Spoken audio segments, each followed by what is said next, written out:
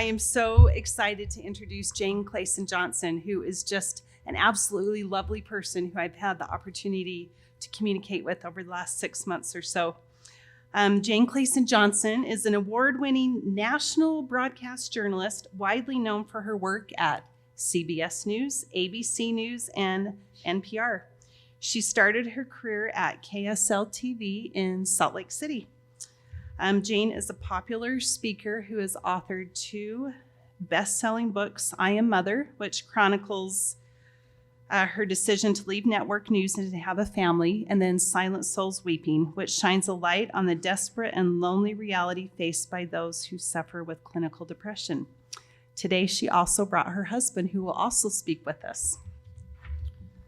Mark W. Johnson co-founded the strategy and innovation management consultancy Insight with Harvard Business School professor Clayton M. Christensen in 2000, which was acquired by the Huron Consulting in 2017. Mark is now the Chief Strategy and Innovation Officer of Huron. Mark is the author of 2 books and several award-winning articles in the Harvard Business Review. His latest book, Lead from the Future, was named one of the 10 best business books in 2020 by Forbes and Forbes and Incorporated magazine, and is the gold medal winner for the best leadership book in 2021 by the Axiom Business Books Awards.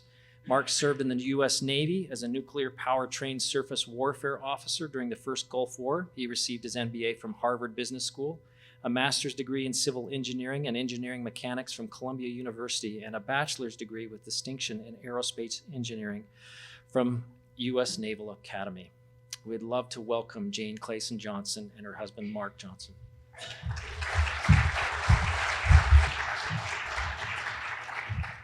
Thank you so much. Thank you, Dr. Ryan and Esther Lee. When I first got an email from Esther Lee, I guess it was 7 months ago, I had a lot going on, and I taking care of my mother and work and 2 active teenage children, and I just kind of dismissed it. And I think she wrote me back a couple of times, and she said, "Would you please come to Logan?" And there was something about her email and how she expressed herself and the vision that she had for this gathering today. And I just was really impressed with the effort that she was making and what she wanted to do here. And so here I am.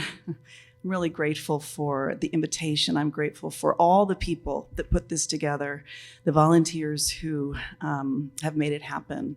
So I've met a lot of you this morning. Some of you were here 19 years ago at Utah State University when I gave the commencement address. And you were babies. And I actually was pregnant with my first baby that day. And now she's just starting her college career. I love Logan. And my ancestors actually helped settle Logan. So I'm a proud ancestor, descendant of their work as pioneers. There's strength and there's power in a gathering like this. So thank you for making the effort to be here today. And I hope that we will all learn together about this important issue, as your voices are so important in this conversation about mental health. A few years ago, I was attending an Easter program up where I live. I live in Boston, and this program was in New Hampshire. And I ran into an old friend that day, whom I've always loved for her candor and her authenticity. We were just chatting and catching up on life, and she turned to me sort of out of the blue, and she said, "What's new with you? What's going on?" And I said, "Well, I'm working on another book." And then I just spit it out without thinking, about depression. Her eyes widened in surprise, and she said, "Really?" I could see the wheels turning in her mind, and then she leaned in, kind of whispering, "You don't have depression, do you?" Before I started writing Silent Souls Weeping, I wasn't so direct. I worried that someone would ask that very question. To be honest, I grew up in a family a wonderful family, but I grew up with the notion that you are never to discuss mental health, especially your own, ever. So my own journey through depression was unexpected and harrowing. And I chose to share about it, to write about it in a very candid way, which wasn't easy. I felt very vulnerable often, but I knew I had to open up about my struggles if I was going to ask other people to open up about theirs. And I can tell you from the bottom of my heart, it has been a life-changing experience. For 3 years, I put my journalism skills to work, and I interviewed more than 150 people, men, women, teenagers, children, all across the country, all who were clinically diagnosed with depression or other mental health challenges. I also interviewed psychiatrists, psychologists, and mental health professionals. I cataloged the interviews, categorized them, and identified themes and trends, and sort of drew a line through what I heard. At the end of it all, I had hundreds of stories and thousands of pages of transcripts in a massive iCloud file, harrowing experiences that people shared with me about postpartum depression, about their kids and teenagers who suffered, missionaries who had come home early with mental health issues, the epidemic of suicide, as well as the stories of those who don't suffer with mental illness, but who live with or love someone who does. Those experiences need to be validated as well. And at the end of this hour, I'm going to ask my husband to come up and talk about his experience living with me during my experience with depression. All the stories I chronicled were heartbreaking in their honesty, but also tremendously inspiring and redemptive. Every person I interviewed, I saw pain and loneliness and heartache, but I also witnessed resilience and determination and hope. What struck me most is that people want to be heard. They need difficult experiences to be validated. And they desperately wish to turn their own pain into a mechanism for relieving somebody else's suffering. I'd like to share my own story with you first. Because when I was flattened by a major depressive episode, it was unlike anything I had ever experienced, before or since. Over the course of my life, I had experienced situational sadness, the ups and downs of life, but nothing that a good cry or 2 or 3 couldn't get me out of. But clinical depression was totally different. And I had all the classic symptoms. I wanted to be alone. I couldn't sleep well. I had trouble concentrating. I lost my appetite. I started to shut down emotionally, physically, and spiritually.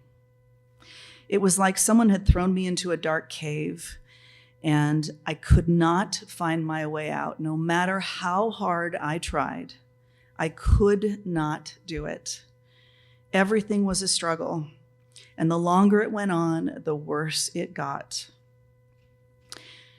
The worst part, I think, looking back, is I didn't tell anyone, not even my husband, because I had the life that I had always dreamed of.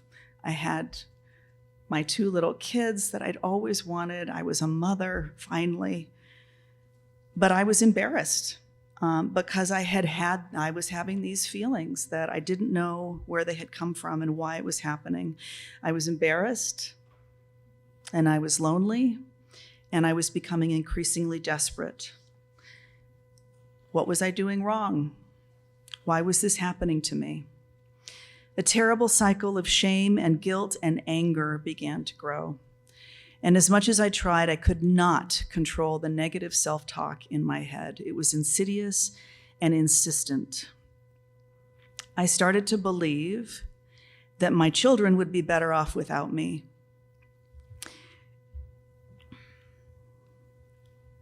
and that my husband deserved so much more.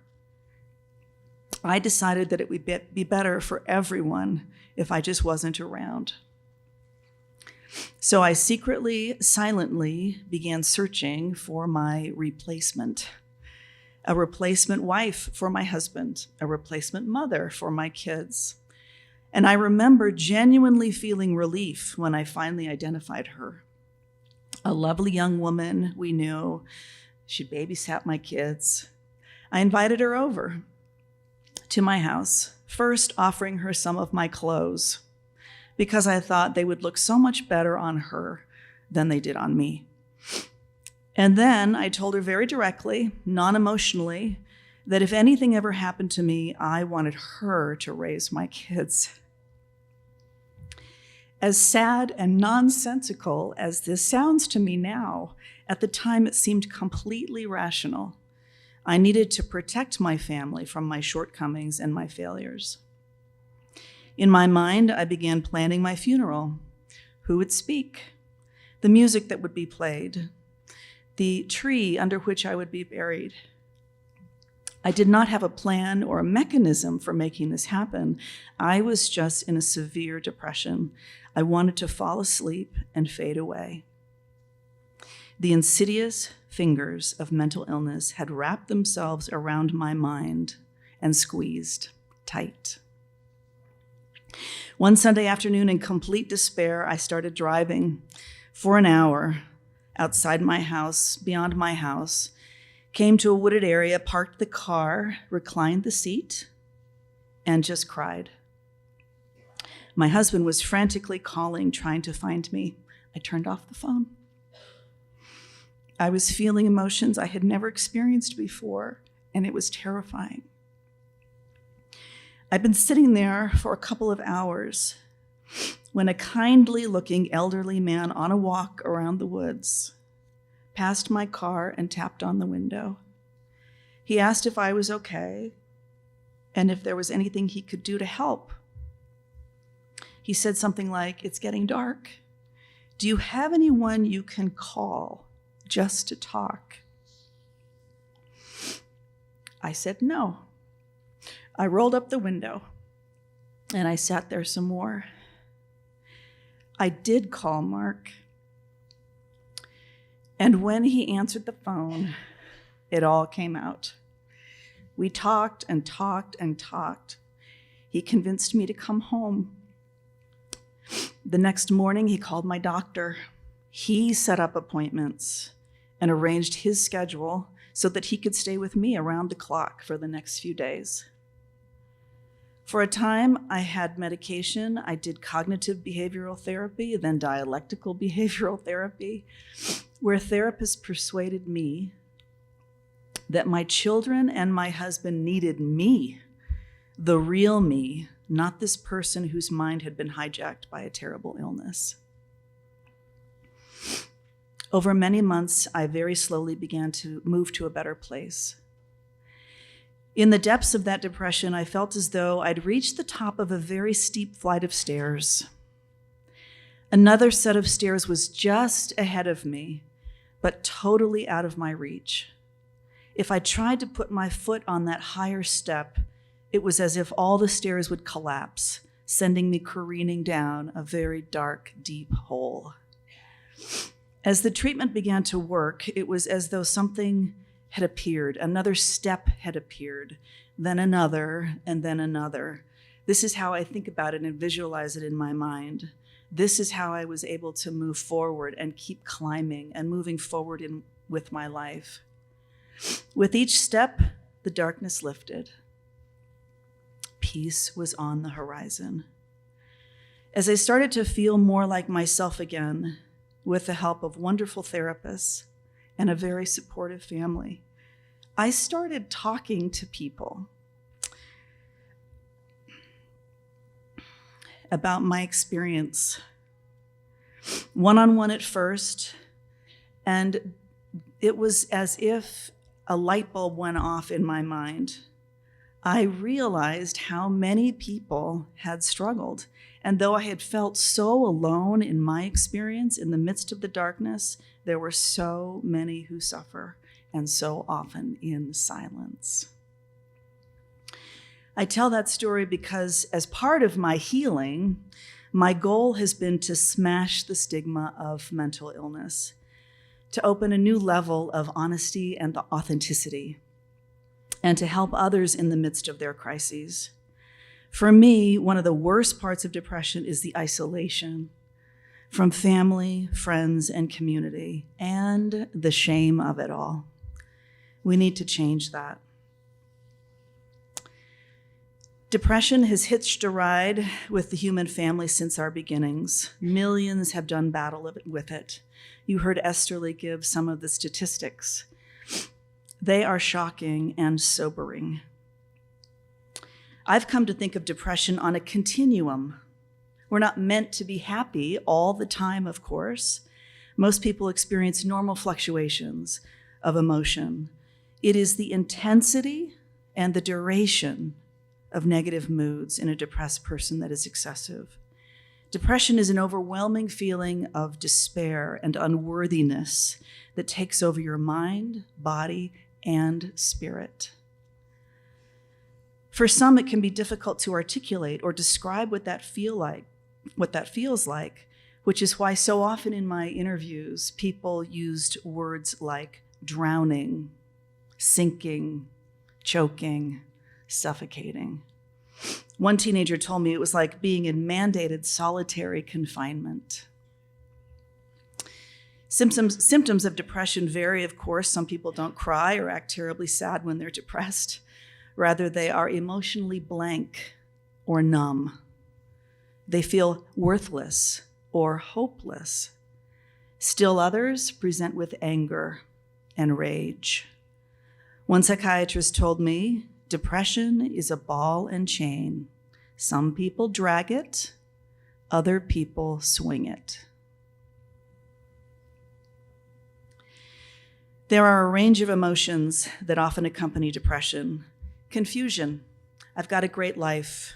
Why do I feel so badly? Denial. If only my spouse or my kids could just do things differently, I'd be fine. Pride. Other folks can go see a counselor or a psychiatrist, but I can lick this myself. Shame. I am so weak. And embarrassment. Please don't tell anyone that I'm struggling, or that my spouse is struggling, or that my children are struggling.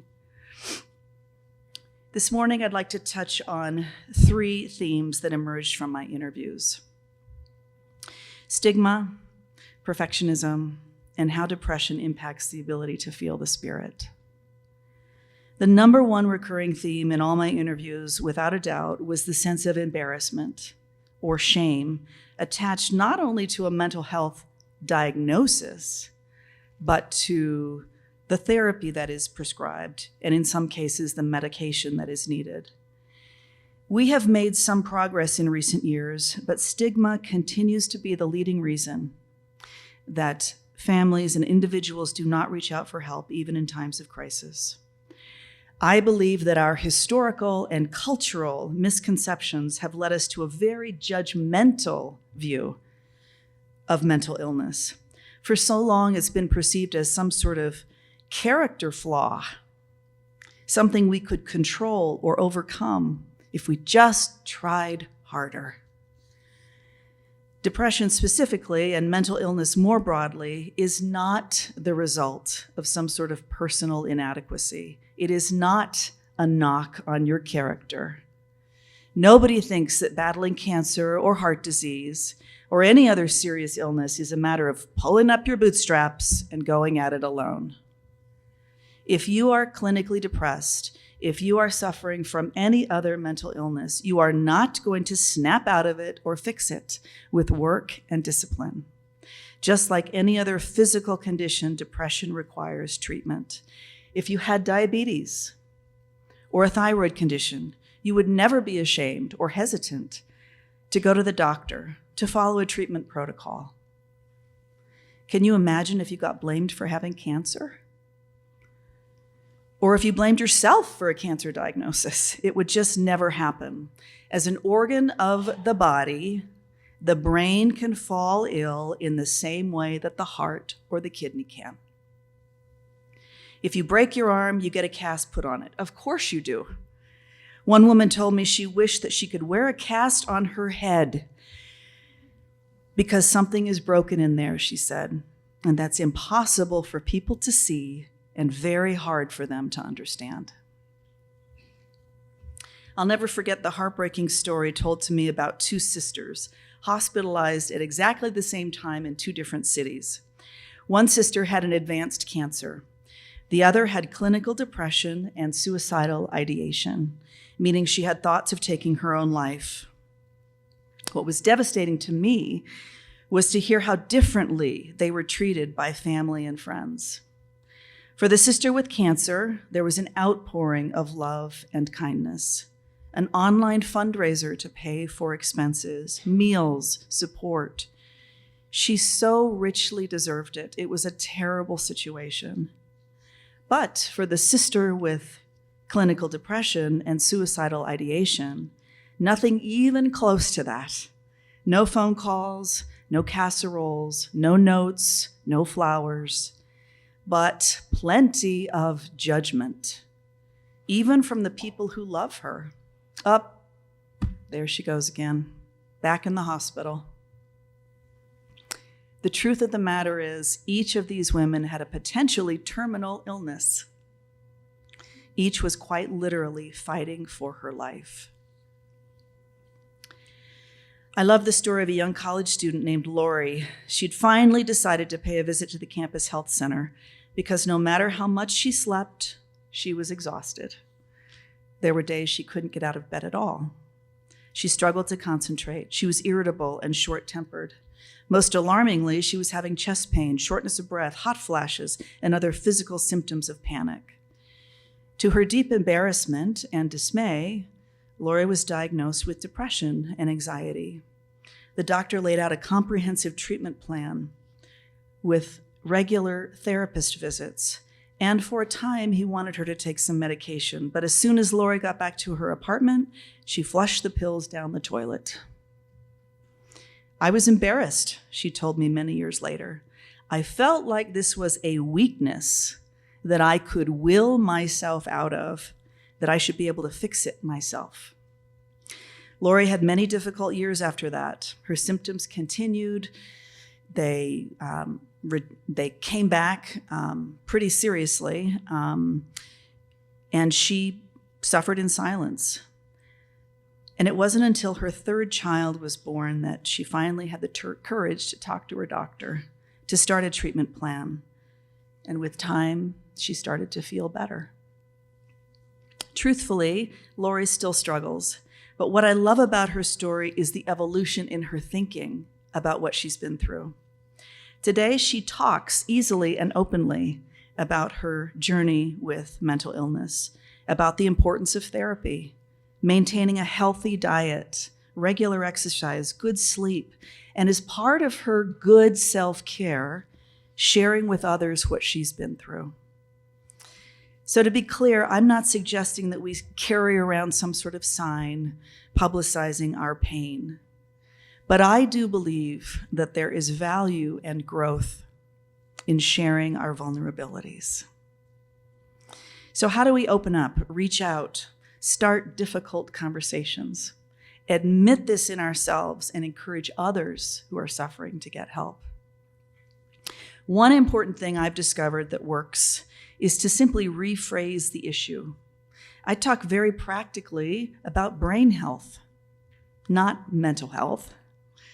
Talk about the brain as just another organ of the body. We welcome, as a culture, conversations about heart health. Well, brain health is critically important too. I found that small shift for some people removes some of the stigma. But more often than not, we simply have to dive right into our stories. Dive right into our stories. It's been documented over and over again that the most effective method of building empathy and understanding is to tell and retell our stories. while being witnessed with loving care by others who love us, this may be the most important and powerful medicine on earth. Healing is a process. It is not an event. Treatment for mental illness often requires a multifaceted approach, lots of trial and error. What works for one person may not work for the next, but treatment works, and starting the conversation opens the door. So let us strip mental illness of superstition, mythology, and these moral judgments. Bust the stigma, get these stories flowing in our families, in our neighborhoods, classrooms, and churches, and encourage those who are suffering. There is help and there is hope on the horizon. On that day when I asked my friend if she'd be willing to care for my kids if I wasn't around, I had no idea how dangerous perfectionism can be, especially in combination with depression and suicidal ideation. I have since learned. A paper published by the American Psychological Association reports that the link between perfectionism and suicide is stronger than previously believed and distressingly under-recognized. The reasons vary, of course, but a large part of it is that cycle of not good enough. As a recovering perfectionist, that idea has helped me redefine the term. In my mind, perfectionism is not about being perfect. It's about constantly fearing that you're not enough. The feeling that somehow you're always falling short, that you never can quite measure up. There was a time in my life when I was very careful not to let anyone into my house unless it was perfectly clean, which was completely ridiculous with 2 little children and 3 teenage stepchildren. Still, if we had people over for dinner, I would have my husband carry piles of our stuff upstairs into the bedroom, so the family room and kitchen looked perfectly spotless. When the guests left, we'd haul everything back downstairs to live again. I had convinced myself that a clean house was a reflection of me as a person, of my mothering skills, my homemaking skills, my time management skills, whatever. So much anxiety.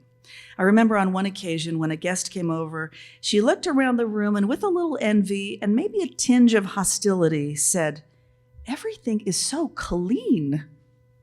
If she only knew. I wish I'd had the courage to walk her upstairs and show her the piles of stuff stacked on the floor of our bedroom. Or better yet, I should have just left it as is. So it was not a surprise to me that so many people, especially women whom I interviewed about their depression, repeatedly mentioned the appearance of their homes or their children or how they looked or what other people thought of them. In our culture of carefully curated social media posts, airbrushed magazine ads, and unrealistic ideals we believe we need to achieve everywhere we turn, it's not only overwhelming, but it feeds and fosters depression. Not long ago, one of our children participated in an art therapy program for severe anxiety and depression. And on this particular day, a young therapist walked in the room and rolled with her a stack of boxes, little shoe boxes, a stack of magazines, some scissors, and some tape. And she told us that our assignment that day was to create an authenticity box. On the outside of the box, we were supposed to tape all sorts of pictures and word descriptions that represented who we are and how we present ourselves to other people, how we want others to view us. That was our image. On the inside of the box, we taped pictures and word descriptions that depict who we really are when the doors are closed and nobody is watching. So we got to work. After an hour of cutting and taping and talking, we clearly understood the lesson which she wrote on the board behind us.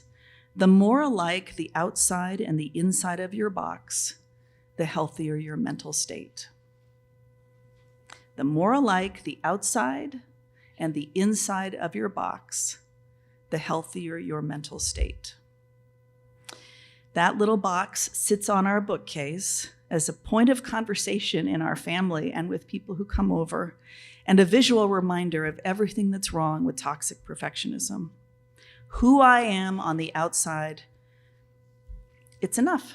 Who I am on the inside, it's enough. I need to be proud of who I am.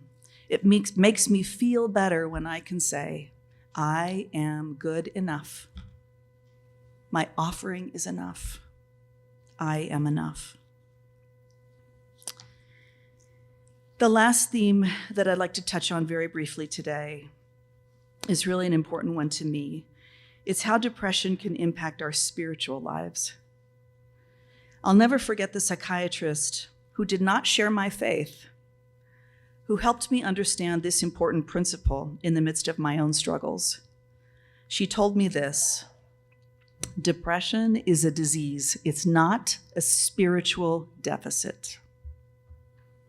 Depression is a disease. It is not a spiritual deficit. For me, depression blocked all feelings, including feelings of the Spirit. I could not feel God's love. To me, this is one of the most devastating parts of depression, why getting treatment is so critical. I heard from a couple of moms just this morning whose kids had come home from missions, who expressed this very thought to me. It's so widespread and such a difficult concept. Here's what one woman told me in my interview. She said, when I'm in the midst of depression, I feel completely hopeless and helpless. Not only do I feel I can't help myself, my husband can't help me, my mother can't help me, but I feel like God can't help me either. I found many people who turn that kind of pain inward. What have I done to bring this on? It must be my fault that I'm feeling so detached from spiritual things. One woman told me, sometimes I get to the point where I say to myself, I don't really have depression. I'm just a bad person. God doesn't love me. I need to be better. And still others told me about their feeling of abandonment. The worst part was I couldn't pray, one man told me. The very mechanism that I've always resorted to in a crisis was the crisis. No matter how often I studied and worked to be righteous, the Spirit was completely absent. In Galatians, we read that the fruit of the Spirit is love, joy, and peace. There are many scriptures that describe this idea. If there be no righteousness, there be no happiness. I remember being taught growing up that if you're doing what's right and you're following the commandments, then you're living by the Spirit and you're happy. So conversely, if you're dark or sad or not social or whatever, then maybe you're doing something wrong and maybe you need to change, you need to repent.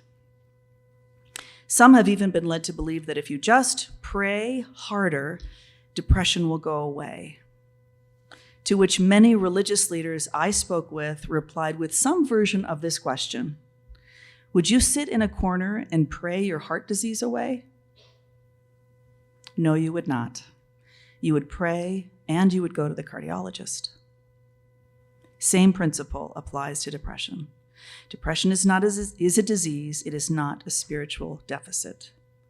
I love the metaphor of a psychologist who likens mental illness to a circuit breaker that's been tripped in our house. When that happens, it's not that you've lost access to electricity. It's just that the pathway has been blocked. The power is still trying to get through. God does not stop talking to us, but we can't feel it because our breakers have shut down. This is a symptom. It's a spirit, it's a symptom of the disease and certainly not a permanent condition. Sometimes when the Spirit is farthest from our minds and our hearts, and hope is dim, the greatest act of faith that you can make is to seek out a psychiatrist, a therapist, or other sympathetic medical doctor. Because if we rely solely on the spiritual approach to treating depression, I believe we're less likely to be successful. Conversely, if we rely solely on the physical components of treatment, we'll miss out on the potential spiritual elements of healing, which can be profound. So we must bring together the best of science and the power of our faith to tackle these challenging issues. So I'd like to wrap up my remarks today and speak for a moment about caregivers. I know there are some people here who are trying very hard to love and support someone who is in the midst of a mental health crisis. It can be so painful because from the outside looking in, depression and other mental health challenges look a lot like selfishness and can feel like rejection and abandonment. That is something my husband can attest to. I brought him here with me from Boston today because, number one, I'm always better when he's by my side. And I believe his insights are instructive. So now that's your cue.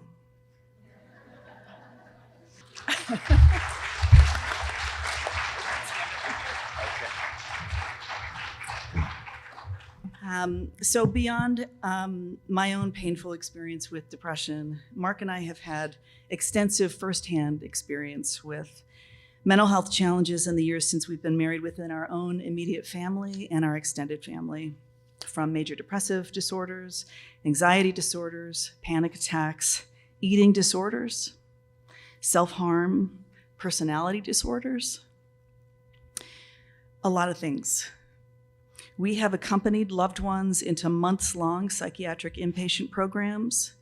We have visited lockdown units after suicide attempts, engaged with mental health care professionals across the country, read countless books, learned to navigate a complicated and disturbingly inequitable mental health care system, and most importantly, we have spent hours pleading for guidance and mercy to help those we love. So I just wanted you to speak a little bit about what it was like for someone who is like a steady Eddie, never has any sort of, I'm kind of like this and Mark is just like this. And I didn't really understand until much later how much depression tapped into some of your deepest emotions, anger, frustration, sadness, and fear. So I'd just like you to speak for a minute about what that was like for you to experience that in our marriage. Well, first I should give some genealogical background. I'm a convert, and I'm 3/4 Swedish and 1/4 Italian. So it's that 1/4 Italian that comes out in a place that I never realized before. No, I would just say that, I was reflecting on this and a couple things, just sort of looking from the outside in, and it's true. My experience growing up and through college and in the military and up until the time we got married and had children and had all of this, was I pretty much lived in and I've learned this through our healthcare professionals, so give credit to the ones that do this day to day. But I pretty much lived in a wise mind world. I lived in a pretty logical, wise mind world. And sure, every once in a while I could get emotional and my anger could come out on different things, but it was pretty far and few between. And that's the first thing I had to learn, as someone, over the course of this 20 years with all the different experiences, is that there's wise mind and there's emotional mind. And emotional mind doesn't cater to wise mind, doesn't listen to wise mind. And, so from the outside of someone who's tried to be a problem solver, you kind of want to fix it and you want to kind of use your logical wise mind to fix it. But what I have found is it does nothing when someone's in an emotional experience. And you also have to realize you very quickly can go into your own emotions. Right. Of anger and frustration and things. And like I said, I spent years and years and years not really in that world, and then could quickly come into that world to my regret and my frustration. So one is, I think, understanding from the outside in on that. I think the other that we've learned is mental illness is a system problem. It's not just the individual. Family members contribute for the betterment and for the detraction of what's going on. And so we all work as a family in a family system, and we have to appreciate that. And, what can I do to help myself be better in supporting my family members, and what are the things I'm doing wrong, and understand that I have an influence for better or for worse in somebody's journey. And that probably goes to the last point I'd make about just looking outside in is, I'm just trying to be as authentic as possible about it. But my experience, and maybe this won't be a surprise to you, is we are just tapping the surface of this area called mental health. I mean, we've been through so many different therapists and doctors and psychiatrists, psychologists, trauma specialists, and there are variations like I could never imagine as someone who thinks about, sort of the scientific method. I think we're very early in the journey still, and we're still discovering, and that I think means that we have to be patient, and we have to realize this is not like go to the doctor and get this treatment and you're done. You could actually get 3 different opinions on what's going on and what needs to happen. Yeah. So Mark is the bishop of a young adult ward in Cambridge, in Boston, outside Boston, where we live. And I just wanted you to speak for a moment about what to say to someone who's experiencing depression and anxiety from that perspective, and what not to say, briefly. Yeah, and again, I give credit to the journey of, we've sort of got an unofficial degree in psychology from all the work.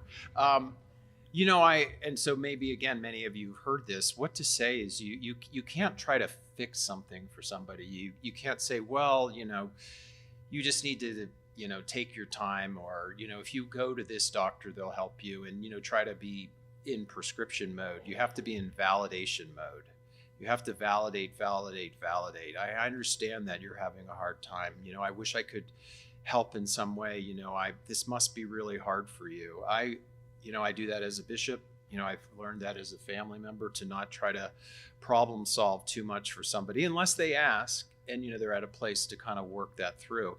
And so that's kind of the other side of it. What not to say is certainly you don't want to get angry. You don't want to be, making it about yourself. What did I do? I don't deserve to be treated this way, this and that. You have to be loving. And it's hard because, you risk yourself going into emotional mind, but I've learned you just have to really be using the gospel-centered principles of just love, and be supportive. And this idea of validation, when we first learned about it, you'd be like, oh yeah, whatever. But it actually does do interesting things to the brain. So I think validation is just critically important in what to say. So I just want to pull something up here briefly. It just came to my mind. I want to read this section of my interview with you. To be brutally honest, my logical brain kept saying, why can't she just snap out of this? She could get out of this if she wanted to. Sometimes I thought I could talk you out of it. Remember that? Finally, I realized, oh, this is really bad, and I don't understand it. It felt like a separation, like you're now this person that I don't have any connection with and can't really reach or reason with. In those moments, I felt really scared. Scared I might never get you back. And I say, so what would you tell someone who's going through this, who's never experienced depression, who's seeing it from the outside looking in? And you said, this too will pass. And that you can't take it personally. You need to be understanding and loving and supportive. But you don't have to be a punching bag either. And you shouldn't try to fix it. I don't look at our experience as a negative for our family. We've definitely grown because of this. So I would just leave you with that thought and these final words. A very wise therapist once told us that life isn't really about being happy, it's about finding peace. So for us, I think that peace has been in telling our story and helping others tell theirs. Diseases of the mind may be invisible, but they are no less serious or real than any other physical problem. So let us take these conversations from a whisper, you don't really have depression, do you? To a song, from a whisper to a song. Reach out in love and compassion. Be more real, more authentic, less judgmental. Listen, validate. I never thought I'd say it, but I am really grateful for this journey because it's brought us closer. It's taught me so much, and it's given me the opportunity to share it with wonderful people like you. I leave you with this thought. This is one of my favorite quotes from someone I interviewed. Depression thrives in secrecy, but shrinks in empathy. Depression thrives in secrecy, but shrinks in empathy. Thank you for having us today. Our very best wishes to you and our love to you all. Thank you.